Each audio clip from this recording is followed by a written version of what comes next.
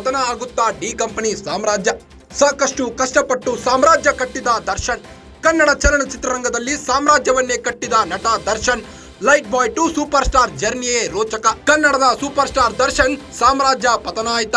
ಹಲವು ಎಡವಟ್ಟುಗಳ ಜೊತೆ ಹೆಣ್ಣಿನ ಸಹವಾಸವೇ ಮುಳುವಾಯ್ತ. ಹೆಣ್ಣು ಹೊಣ್ಣು ಮಣ್ಣಿನ ಹಿಂದೆ ಹೋದ್ರೆ ಅಂತ್ಯ ಗ್ಯಾರಂಟಿ. ಇತಿಹಾಸವೇ ನಮಗೆ ಹೆಣ್ಣು ಹೊಣ್ಣು ಮಣ್ಣಿನ ಪಾಠ ಕಲಿಸಿದೆ. ಹೆಣ್ಣಿನ ಸಹವಾಸದಿಂದಲೇ ಸಾಮ್ರಾಜ್ಯ ಹಾಳು ಮಾಡಿಕೊಂಡ್ರ ದರ್ಶನ್. ಈ ಹಿಂದೆ ಪತ್ನಿ ವಿಜಯಲಕ್ಷ್ಮಿಯನ್ನ ಹೊಡೆದು ಜೈಲು ಸೇರಿದ್ರು. ದರ್ಶನ್ ಜೈಲು ಸೇರಲು ಆಗ ಪತ್ನಿ ವಿಜಯಲಕ್ಷ್ಮಿ ಕಾರಣರಾಗಿದ್ದರು. ಈಗ ಜೈಲು ಸೇರಲು ಪತ್ನಿ ಎಂದು ಹೇಳಿಕೊಳ್ಳುವ ಪವಿತ್ರ ಗೌಡ ಕಾರಣವಾಗಿದ್ದಾರೆ.